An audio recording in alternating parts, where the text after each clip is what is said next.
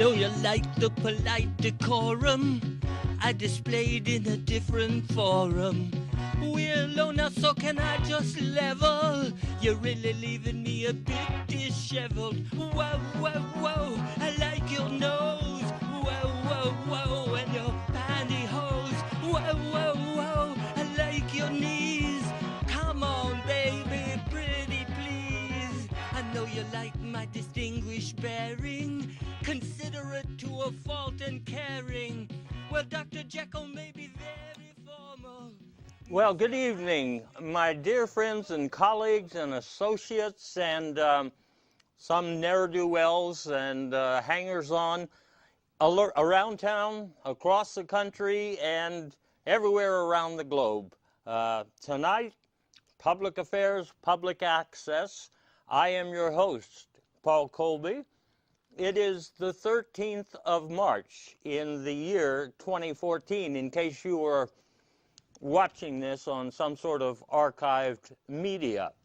So, it's just about the Ides of March once again, and here we are talking about current events. On this show, as you know if you've tuned in before, we really talk about the undercurrent of events. In other words, that which you do not hear about in the mainstream media, or that which is poorly reported or underreported or ignored in the conventional media because it just doesn't fit the paradigm, and sometimes it's just too way out. But here we are at that time of year that we call daylight savings time.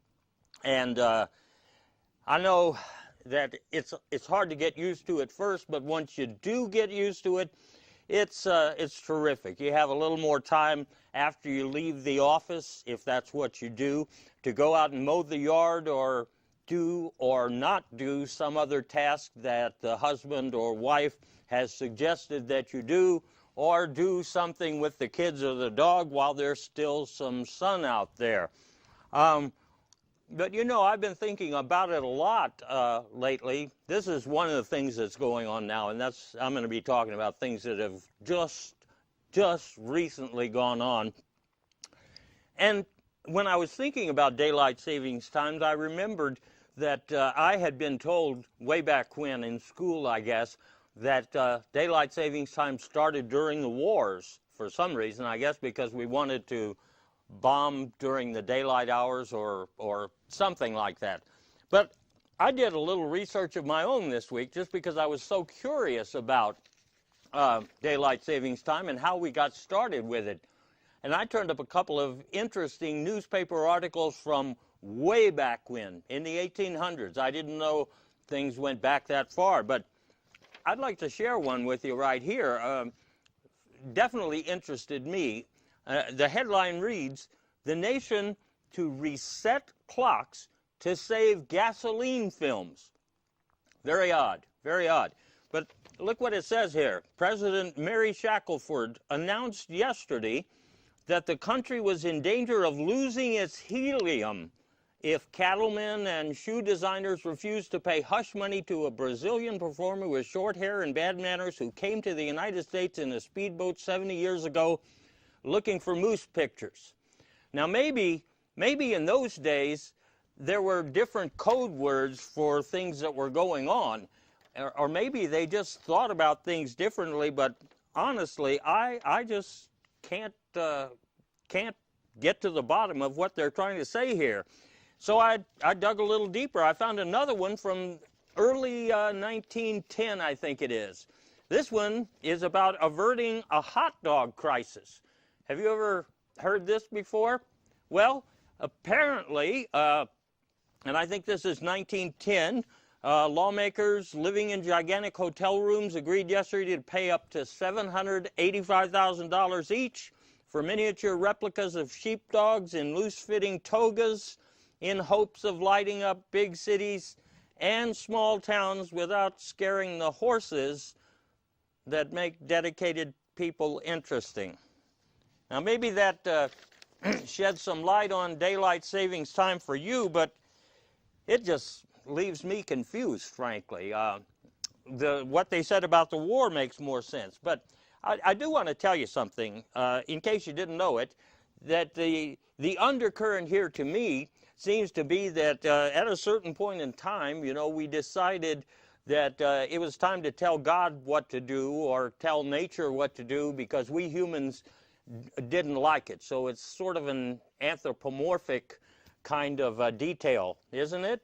And well, these days, of course, at least one political faction, the Tea Party, would like to turn back the clock. So you'd think they'd be big supporters of daylight savings time, but they don't like it when the hands move forward again, Anyway, that being said, all of that being said, you may not be aware that that the states are experimenting with variations on daylight savings time because people like to, redesign nature. So one of the things that's going on right now, if you live in Arkansas, you already know this.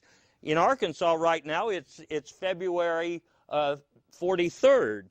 February 43, 2014, because you see what they've done in Arkansas is expanded the month, not the time, not the day, but the month.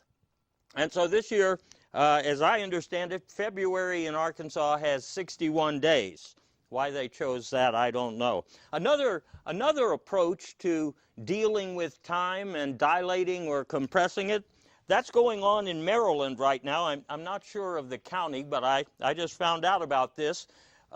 In Maryland, they have made Monday much shorter, which appeals to many people. They have made Sunday much longer. So Sunday lasts for 8.5 more hours than the rest of the country, and Monday is appreciably shorter. I think a lot of people would enjoy having that configuration in their own locality, don't you think?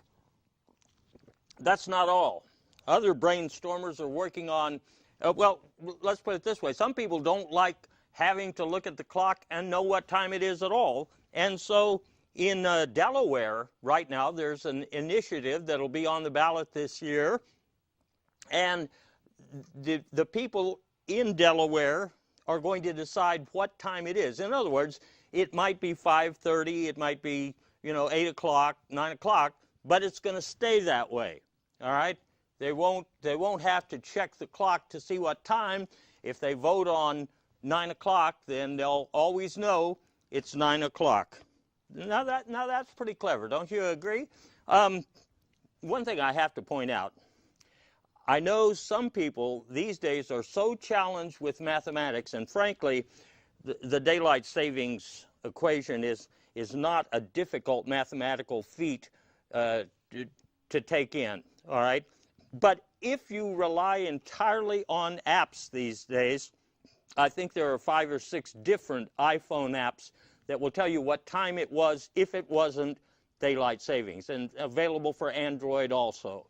So those of you who are helpless, you can find out what time it really is even while it's daylight savings time. And by the way, a lot of people have spare time. While we're talking about time, people have spare time. Not me, for example. Not a lot of you workaholics, you type A's, but some do. And you may have seen this website. Do we have that, Doctor? This website? Yes. You may have noticed this a lot lately. Do you have spare time? We can use it. So turn your spare time into cash. I thought this was very fascinating. What is somebody doing here with spare time? Well, it turns out that this website belongs to Dr. Man-Size Bugler. He's at the University of Damages. And what he's done, he's created a device or a machine or a process, I'm not sure exactly what it is, kind of hush-hush, where he takes spare time that people send in, and he converts it, using whatever he uses, into quality time, which he then resells to these busy moms and dads, the 2 jobs in the family, 2 jobs per person sometimes. These people don't have quality time to spend with their children, but this spare time that that Dr. Bugler buys and converts into quality time, they can buy that and then they can share it with their children. Now, isn't that super, what we do with technology these days? Well, I certainly think so, and I might even buy some of it, just see what it feels like, that quality time. I got to mention one other thing, because somebody was asking me about it. You know, we got a Twitter feed in here, and we have one at the office, and somebody was asking me about daylight savior time, which apparently is kind of a religious event or ceremony or something, not only in Ecuador and Finland, but parts of West Virginia. And as I understand this religious ritual of daylight savior time, the people vote, or somehow they decide upon a daylight savior for that season, for, you know, changes from year to year. And then during the during the daylight, then this person is more or less worshipped. It turns out this year, oddly enough, it's Ted Nugent. Surprise, surprise, huh? Ted Nugent. Well, I guess if you need to understand this better, in the evenings, all right, you have your daylight saving, and during the daylight hours, then everybody agrees that this figure is to be worshipped or what have you. What you do in the evening, the moonlight part of the day, well, you can say whatever you want about them. But in the meantime, in Ecuador and Finland and wherever it is in West Virginia, you'll see Ted Nugent's face on the milk cartons, and I think they create various, well, like dog biscuits, for example, in the shape of Ted Nugent, will be handed out to the dogs in those areas. And when I stumbled on this religious practice, I had no idea of the ramifications, and I can't say that I've confirmed this yet, but it appears that in the Vatican somewhere there hangs a portrait of Ted Nugent, because he is considered the patron saint of wolverines. And as I say, I can't confirm this, but that would explain a lot and explain why North Korea wants to trade all of its political prisoners for a Ted Nugent or a look-alike. Anyway, when I get more information on that, I'll share it with you. But anyway, that's it. Daylight savings time is one of the big deals right now. Now, something else that was a big deal is the Olympics that are going on in Sochi. And a lot of you have seen the memorable events.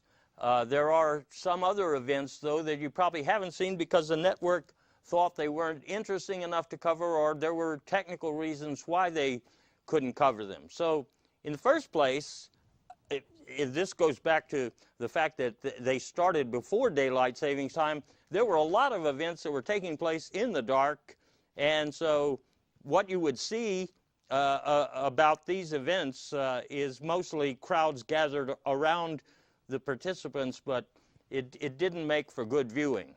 So a lot of stuff didn't get shown. Now, you saw a lot of very interesting costumes worn by the gymnasts and the athletes from various countries. You didn't see all of the costumes because in some cases there were, well, representatives that did not wear costumes. Aliens, for example, participated in some events this year, especially from Alpha Centauri and parts of the Pleiades. I think I had a snapshot of one of the guys working out. A lot of these aliens don't wear clothes, so there were no costumes, and the networks thought that was a little racy, so they didn't show you any of that. Also, there were some other countries that wore costumes that were considered just a little too risque. I shot one, didn't I, Doctor, of the three, whatever they were, who seemed to be peeing on the runway. They're So that didn't make the news. It was considered bad form or something. I couldn't even identify the country they came from or if they were part of that alien delegation. And the aliens, I got to tell you, the aliens did very well in some events just because of the way they are configured differently than we are. But you had the normal events and then the less popular events. And I know this because I was entered. You may not remember, or you may not know, you may not even believe me, but there I was. I was in Sochi participating in various events representing the country. I wore my own costume. I was mostly uncostumed, but I did have a headband. And so this was considered stylish. I got style points. I didn't bring home any medals, but I was entered in some of those less popular events that didn't get coverage. For example, the frog sniffing. And the frog sniffing was a little more dangerous this year than in years past just because of the size and speed of some of the frogs. And as it happened, these frogs did not, they didn't actually come from Sochi. They were imported in. They didn't like the weather. They didn't like any of us, and they were a little bit more vicious than in past years. I entered the hair-raising events. I made it into the semifinals in the first heat, but after that, the hair just went limp. I couldn't keep up. And I entered sitting in traffic because I thought, for my background here, I'd had a lot of training, but apparently people in other parts of the world have had just as much experience sitting in traffic. It's getting to be a worldwide phenomenon. And so I'm afraid I didn't place. I had high hopes of bringing home either the gold or the silver in that event, and I disappointed some of you. I found a couple of the events, though, to be a little scary. For example, did you see any of the couch hurling on TV? I don't think you did. The event itself, it makes perfect sense when you hurl the couches. It's a skill set. The problem was, in many cases, it was not understood that the person on the couch is supposed to get off before you hurl it. It was a confusing event. But anyway, the United States, China, Russia, the big countries always seem to take home most of the gold and the silver and the bronze. I have to say that this year, other countries were well represented in getting some of the other medals that were added in this year. I mean, we went beyond gold, silver, and bronze. So, for example, the small country of Bologna, I don't know if it's pronounced Bologna or Bologna, took home a tin medal for the tree mugging event, and that was breathtaking. I had never seen anything like that, and I hope never to see anything like that again. But I'm sure you didn't see it on your network coverage, so I'm just telling you about it. Another small country is Lamabama. They got the aluminum medal, I believe it was, in swimsuit removal, and I enjoyed that. I watched the preliminaries, and I watched the and then I watched the video of the preliminaries, and then I was asked to leave. Anyway, I guess the final rounds of the swimsuit removal were a little too sensitive even for spectators, let alone for broadcast coverage. The Plumbers Republic, first time that they've even appeared in the Olympics, and they only had 6 people from the entire delegation there, but they came away with a, well, what medal was it? I think it was a cast iron medal for the freestyle lasagna, and I just ate it up. It was terrific. And North Korea West, you may have heard about them, but you probably didn't see it on TV. North Korea West participated in the 600-mile sprint, and Well, when they did, they won some kind of medal. I think it was basaltic or zinc or something like that. But they did get a medal, and as I say, it was nice to see these smaller countries represented and winning some of the smaller, less popular events. But some of the events were downright dangerous. Now you've heard representatives of the natural gas industry on television, especially on news channels like CNN, talking about safe hydraulic fracking. I mean, 50 times a night you have to see these stupid commercials about safe, proven hydraulic fracking. Well, teams from all over the world tried to demonstrate how safe fracking was, and you can see just how safe it really was. And I wasn't allowed to get any closer than that. This was just an operation here by 2 or 3 of the team from well, who was that again?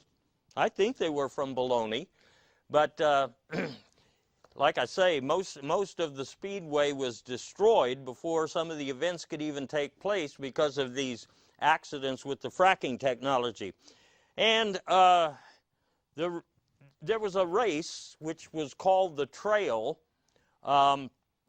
This started on a course where at the beginning you went to the far right of the course, and then as you got close to the finish line, then you tried to get back to the middle, you see.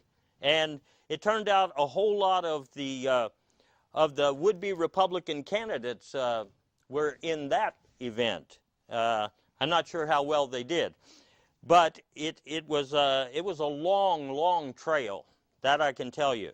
Now, the event that most disturbed me, I think it was technically called the non-selective pinhead assault on everything that moves, but it was popularly known as the Ted Nugent event. And well, I just couldn't watch it. You could use any weapon you want, and you use it on things smaller than you and things that are not armed, and there was almost as much carnage involved in that event as there was here damage with the fracking. And what's odd, and what most people don't seem to realize, is that since it was going on there in Russia, it seems to have lit up some kind of a wild man instinct in Vladimir Putin.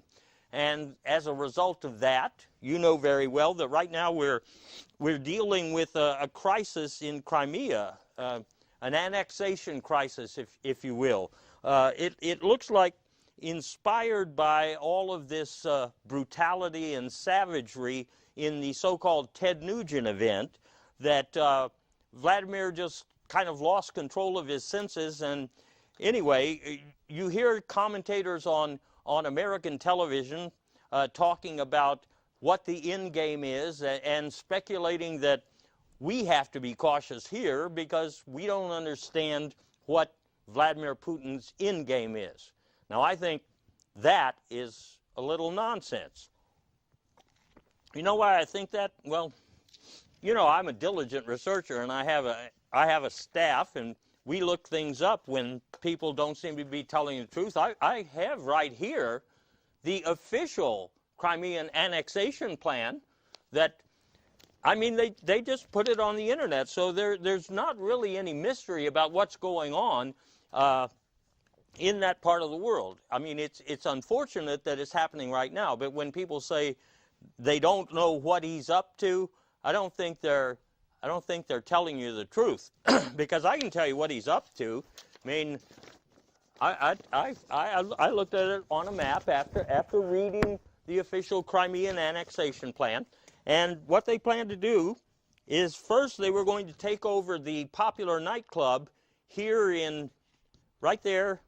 It's on the west coast of Crimea. It's Big Daddy-O's. That's where they were going to start. And then after they took that over, then they were going to go over here to Finland, And in Finland, there is a red beans and rice place that a lot of people in Vladimir Putin's inner circle have heard about and want to take over. So they're going there next. And then after that, they plan to go out here. It's on the suburb of Ceylon, or I don't know if it's Ceylon or Ceylon, but wherever it is, it's a popular hairdressing facility where people can also get new costumes for Olympic event. Anyway, they're going from there to Searcy, Arkansas, and then back to Bolivia. So if somebody tells you that they don't know what's going on, you just tell them you saw it right here on the Real News Show. Yes, sir. What else have we got? Well, incidentally, since we are talking about Crimea, and probably you're talking about it at the water cooler at the office, and you want to look like you know what you're talking about, don't you? Of course you do. So I'm going to help you to kind of tighten up your conversational skills on this subject, so you will look like the guy who is in the know, or the girl who is in the know. All right? So here's a little quiz for you. I want you to think these things through. Crimea is near which sea? The Black Sea, the Red Sea, or the Hara Sea? Think about that for a minute. You tell me. That's right, the Black Sea. The Black Sea. All right. What is the mascot of the Crimean Republic? The mascot of the Crimean Republic. Is it a woodpecker, a chameleon, or an electric eel? Think about that. What is it? This is what it is. Ted Nugent. Interesting. That guy is really getting around this year, isn't he? Okay, well, all right. Breakfast in Crimea is likely to come up. You're going to be the one in the know. So, what do people have for the traditional breakfast in Crimea? Is it Rice Krispies and bean flakes? Is it a chameleon smoothie? Or is it a spinach taco? That's right, spinach tacos, because spinach is everywhere in the Ukraine. I mean, you can't walk very far without stepping in some spinach. And finally, we know, or you should know, if this comes up at the water cooler, I'll bet, or at the happy hour when you're talking about, Putin and the invasion, you say, well, Crimea, the Ukraine, that's been invaded many, many times over many centuries by many different people, including who was the last to attack and take over Crimea? Was it the Greeks, the Russians, or the Tea Party? Think about it. Well, the answer is the Visigoths. Sorry, I think something's gone wrong with our computer here, but anyway, so that's enough Crimea, right? All right. What else is going on? Well, we just had the Oscars happening, and everybody always pays attention to the Best Actor, the Best Actress awards, what's the Best Picture, the Best Supporting Actor, the Best Soundtrack, et cetera, et cetera, et cetera. But, in the magic of film, there are lots and lots of specialties. Let's call them what they are. They're specialties. And these are not always the sort of thing that you pay attention to. And as a matter of fact, during the ceremonies, when the Oscars are given out, some of these things aren't even included in the coverage in the evening. Although, they give these awards out in the afternoon, and the people who work in film understand the importance of all of these contributions to a blockbuster film, but they just don't bother to put it on TV at night because they think it would bore people, maybe. I don't know about that.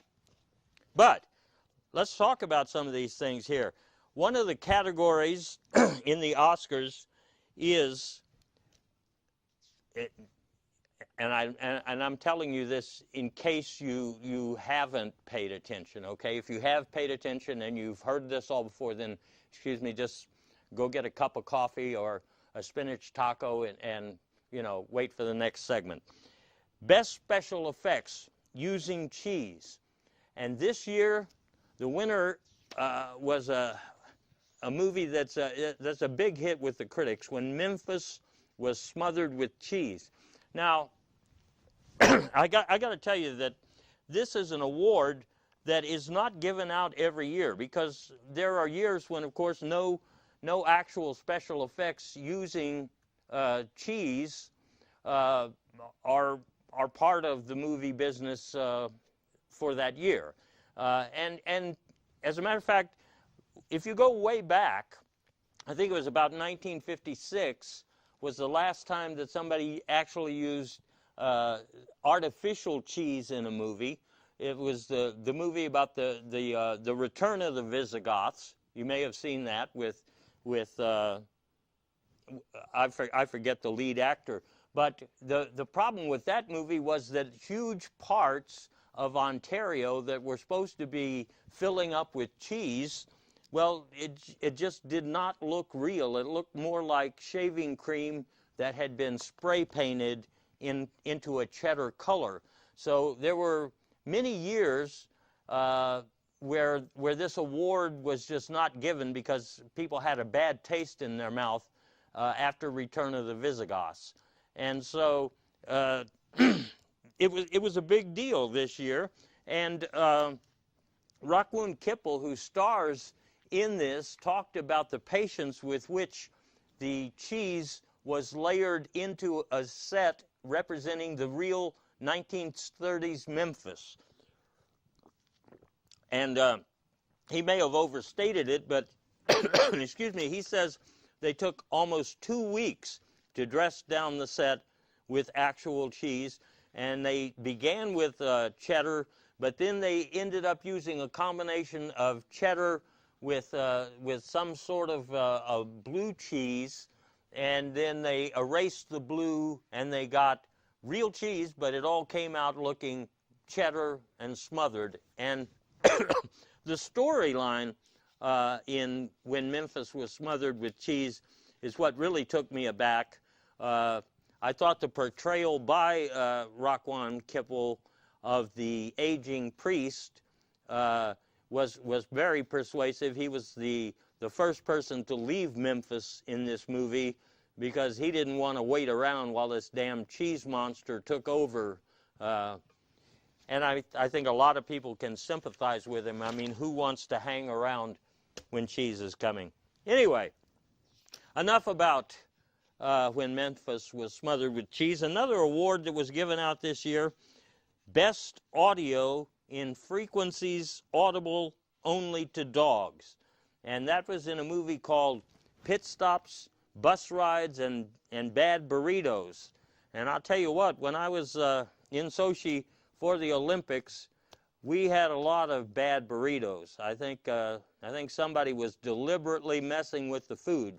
But this is the kind of a film here where when it was originally in theaters, nobody noticed anything strange about it whatsoever. I mean, it was just another one of those things where two guys in cowboy hats start out on a Greyhound bus, and they're going to different places, but they start fighting on the bus, and then they make the bus stop. They have to go to the bathroom and so forth, and they get some burritos, and you know, then there's a butler there who knows something. It didn't create a big stir of excitement until you could rent it and take it home. And when people took this home, they found that their dogs would shriek in agony, especially during the second half of the movie when the two men are fighting, and one of them drives the small bus off of the north end of the Grand Canyon. At this point, dogs in their homes with their owners, or with their administrative personnel watching these movies would be terrified because of the high-frequency sounds that were embedded in the movie. Now, there's been an investigation by Congress since then to find out exactly what the aim was, but because it certainly doesn't look good, but it did create quite a stir, and enough of a stir that they had to give an award this year for the best weird audio. And I just hope that it doesn't happen again anytime soon. There's another award that they don't give out every year, but most years, and that's for the best low-budget costume and scaffolding. And this year, it went to a small independent film called This Time I Mean It. And, you know, this was a film that I just couldn't understand, frankly. Now, as for the costuming, well, it resembled quite a lot the three little doll figures that we saw in the Olympics. And in fact, some people say that there's a direct connection between those Olympic participants and this movie. There's no question that what they're wearing is conceivably low budget, but this award also covers scaffolding, and I investigated it. Now there's a scene in this movie where the entire town of Vicksburg is being pummeled, this time not with cheese, but with some real big rocks. And these rocks are just pounding all of the old concrete buildings in Vicksburg. And it looked a whole lot like the fracking scene that we saw when I mean, this is as close as I could get to it when I was participating in the Olympics. Some people couldn't even get this close. But that's sort of what this is what the town of Vicksburg came to look like in this movie, and perhaps that inspired some of the people. And so, anyway, my research indicates that all of these big rocks that were dumped on the set modeled after Vicksburg actually dropped from scaffolding. The thing is, they didn't really weigh 350 tons, as one of the characters in the movie says. Young Tony, who is going to barber school, says at one point, these things weigh 350 tons, and there's no way that I can beam them back up to the ship. And what's weird, you know, some people pay attention to continuity in these movies. It turns out there is no ship in the movie. There are just a bunch of Visigoths running around in Vicksburg. And the time is unclear. But anyway, if there were a ship, I think it would have been up there on the scaffold, just like these 350-ton rocks that only really weighed 6 pounds. So anyway, best low-budget costume. And I think in this case, the script writing was also low budget. But speaking of script writing, there's almost always an award for the best script writing by an orthopedist. You may not know this because, as I say, this is an award that they give out in the afternoon before the celebrities arrive. But this year it went to a big budget movie called I Pity the Saxophone Player. This thing features several actual Canadians. I'm not sure what that means exactly, but here's what I'll tell you. If you watch this movie, what you're going to be taken by is the care with which the orthopedist scriptwriter brings feet into the narrative of the... Well, okay, so if you haven't seen the movie, then you don't know the narrative. But in this case, a young saxophone player who is troubled by his parents' divorce when he is very young, gets on a Greyhound bus, and he goes to Saratoga, or someplace in Florida, this beach here. And interestingly, it looks like this bus is the same one that well, the same bus that we were just talking about, that the two men have their angry disputation on.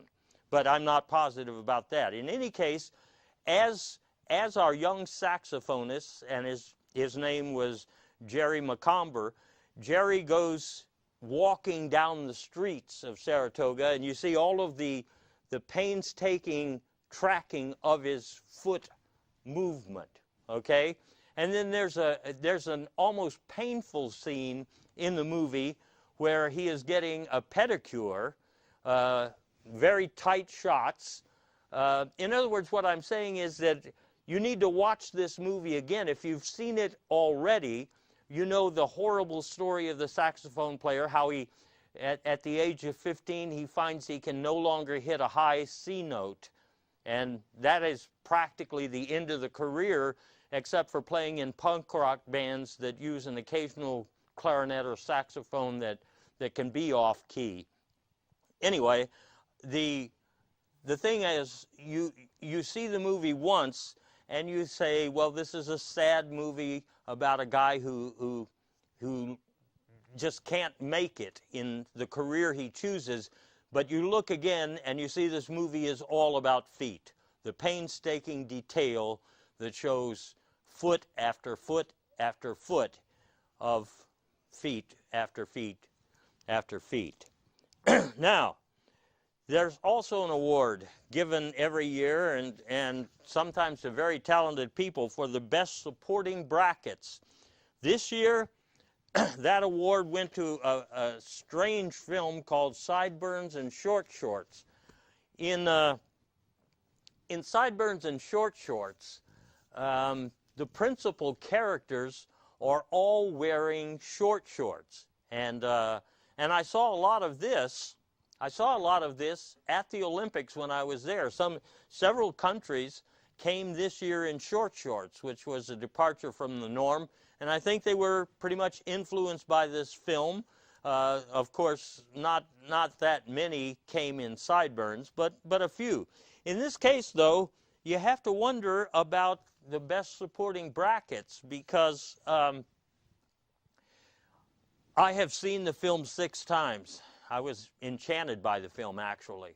I've seen it 6 times, and the only thing that seems to be held up by a bracket is a gazebo that is seen in the middle of the film, and what I have found through my research is that what appears to be grass underneath that gazebo is actually chroma keyed into the picture. This was all filmed in a studio, and that entire gazebo is hanging from a bracket, and underneath where you see that grass, you actually have a, well, I don't know if I should even mention this. You have a small colony of wolverines,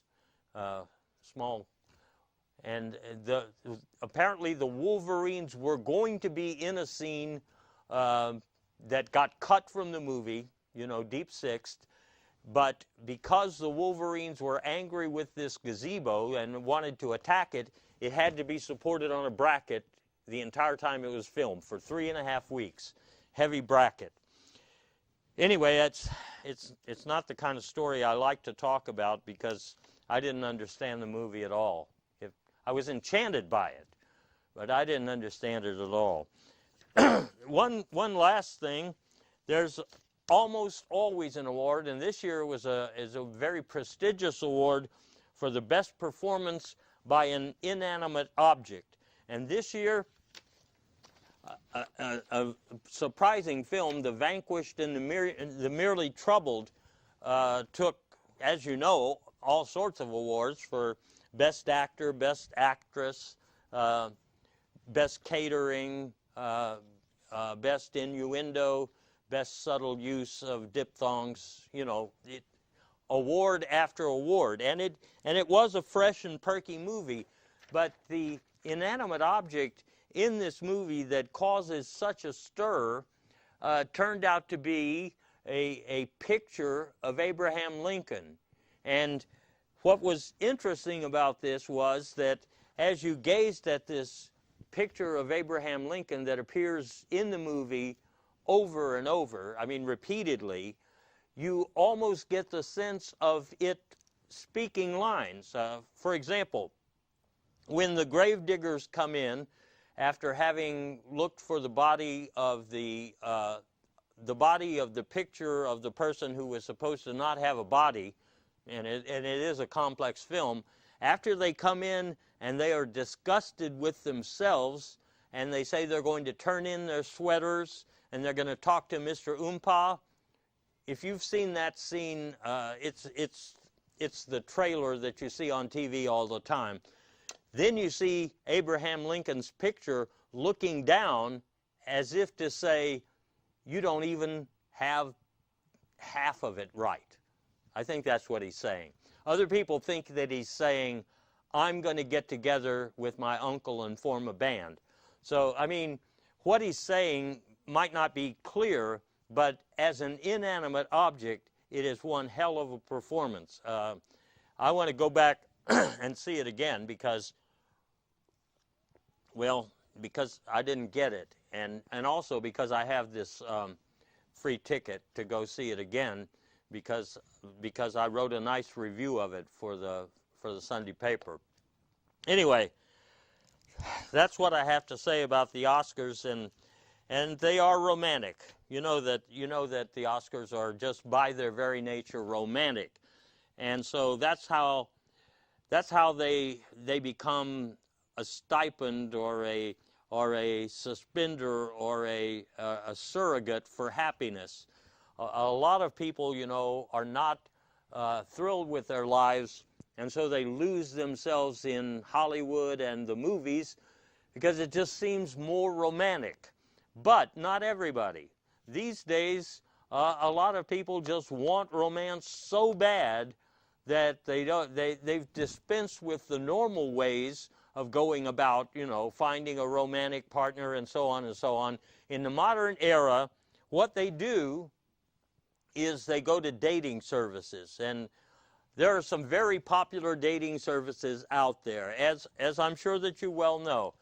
One that I see mentioned all the time on television is eHarmonica. Now, I'm not sure why they chose that name, harmonica, but eHarmonica always promises that they can find the person who is just right for you and that you will have a long-term relationship, and they talk about how many people get married after coming together through eHarmonica, etc., etc. And so it does kind of sound romantic, you know what I'm saying? And you may wonder how it is that they are able to match people up so well with potential mates. And well, just to find out, I took one of their questionnaires, and I can tell you that the way that they match you up is to just dig really deep. They dig really deep, and they ask a lot of questions. For example, I found this particularly interesting. This question number 26, and there were almost 100 questions. Think about that. Question 26, I hate it when my spouse cooks dinner in a raincoat, dares me to ride a motor scooter to the fish fry, tells jokes about my vest at parties, calls from a nightclub to mention that the dog is in Cuba, or all of the above. Now, I got to tell you, when they dig that deep, sure, they're going to find people like you, but I want to focus for that few minutes that it takes to get to the bottom of this on point D, calls from a nightclub to mention that the dog is in Cuba. You know, I knew a woman like that, and I want to tell you that here, sometimes they use these terms kind of loosely, but I knew a woman who would call me 2 or 3 times a week to say the dog is in Cuba. So I was really surprised to see this in the questionnaire. I thought I was dating the only psychotic woman in this entire city who thought it was funny to call me from the nightclub. And it was not always the same nightclub. and say that the dog was in Cuba. And the weird thing was that we didn't have a dog at the time. We do now, or I mean I do, and I think she does, but we're not together anymore. Anyway, I took the test, and then they came back to me and they said, you know, we have the perfect partner for you, but we just have to tell you that she's not currently available, but she's going to be out of her other relationship here that we arrange very soon, and then we'll send you a postcard. And I thought that sounded a little bit funny. In fact, it sounded so funny that it got me to reading parts of the contract, and I did read parts of the contract. You know, this is some weird line. And this is only part of it, but where it was saying, notwithstanding that he agrees that there are no user serviceable parts and that a small number of insect hairs present no known health risk. And operating the unit in low lighting is not recommended. Now, what does that mean, operating the unit? Well, I don't know if I even want to find out. You know, but that's not the only dating service. We also have out there services that are directed at niche or smaller groups. For example, you have probably seen the ads for Christian Jingle, and I see them all the time. These of course, are directed at sort of like pretty conservative, Bible-thumping Christian people. And so you've probably seen those, but you may not know that there are other services that are pointing at very small, or well, relatively smaller groups. For example, a lot of Christian light is what I would call it. A lot of, you know, I don't go to church that often. I was raised in a family that was, you know, a Christian church, but now you have dating services for people like that. One of the most popular being Matthew, Mark, Luke, and John, Paul, George, and Ringo's service, which puts people together with cute, well, usually cute soundtrack music. You see a whole lot of people these days, when they fill out a form, they say that they're spiritual but not religious. And I was finding on the internet when I looked the other day that there is a new specialty service called the Partnership, where people who are spiritual but not religious can take a cruise boat, pleasure cruise, and be on the Partnership, where they, you know, find the love of their lives. But anyway, so dating services, romantic. The other thing that's been going on lately, big thing, is that it's time for the Nobel Prize to be awarded again. And I'm glad to see that, you know, we have some really heroic types like Eric. Well, we have Mr. Snowden being promoted as a Nobel Prize winner, which he should be, rather than being treated as a criminal. And we have a very cool Pope who's getting good press. Maybe he'll be in the running, but you may not know about some of these lesser lights that are being talked about this year. So I just wanted to mention a few of them to you, because they're very close to my heart, some of them, based on what they do. One is Marcus Veranda. And Marcus is a really good-natured kind of a guy. And what he's done over the recent past, and actually for 20 or 30 years, but people have begun to notice it in the recent past, is that he's finding all sorts of uses for bad grammar. He invented some of the most troubling of our mixed metaphors, and he made them into popular slang. He also he's named a lot of rock groups and rap artists, you know, and he's contributed to misspelling ordinary words, which is the basic thing that people do when they're especially naming a new act. So anyway, he's had a great influence on grammar, destabilizing what I was taught in English, you know, and because I was an English major.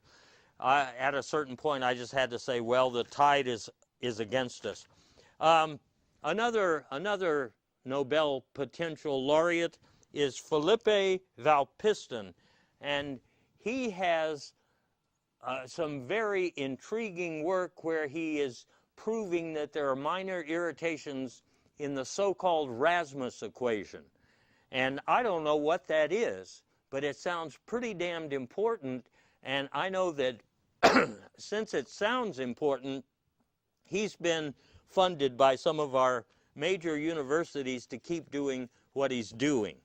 So good for him, and someday I hope somebody can explain to me what this Rasmus equation is all about, because apparently it's behind some of the bad movies and special effects that we see these days. Another possible winner, Sister Mary Bonaparte Fisher, has done a lot of work on primal urges in religious salmon, and they talk about religious salmon a lot in some of these Christian jingle groups because, well, it's not confined to salmon, but that's what she specialized in. Apparently, many of these people looking for partners in the Christian jingle type groups are very interested in religious fishery. And then finally, Dr. Emil Nightrobe, if you don't know him, he's talked about and written about the biological irrelevance of the squash kingdom. And I couldn't agree more. I think that entire kingdom is irrelevant. I mean, that's what it is, irrelevant. Anyway, so one of them may win. A final thought I have to leave you with. Another thing that's still going on right now is South by Southwest up there a little north of us in the capital, Austin, Texas. Started off, you know, as just a music thing. Then film was added to it, and now technology. And so the thing is, for daylight savings this year, they had considered the possibility of an unplugged event where in the evenings the entire city of Austin would be unplugged. I don't know if that's going to happen or not. Probably not, because it technically wasn't easy. No Ted Nugent music is allowed at South by Southwest. Nobody influenced by Ted Nugent can show up. Several long dead performers, I think, are supposed to make an appearance this year, and there are rumors that Justin Bieber is dropping by to sing his new hit, Crimea River. He's turning political. Turning political, he is. And so while I'm talking about music, I just want to leave you with a final thought here, that it was 50 years ago last month, that the Beatles first appeared on the Ed Sullivan Show, and they performed, among other things, their first gigantic American smash hit, Iguana Hold Your Hand. And you know, I've been thinking about that for 50 years almost. What did they mean when they said they wanted to hold hands with an iguana? I think a lot of us have thought about that quite a lot, and we hope that this year, in honor of that 50th anniversary, Sir Paul McCartney might reveal why the Beatles Iguana Hold Your Hand. But they didn't, so you can think about that and sleep on it, and if you find out, you get back to me. I'll be back to see you later in the spring, very soon. I'll keep an eye on what's going on, and I'll report back to you like I always do. I hope some of what we've covered tonight illuminates recent events for you, because it certainly underscored them for me. Have a wonderful dinner and a nice march, and come back soon. Bye now.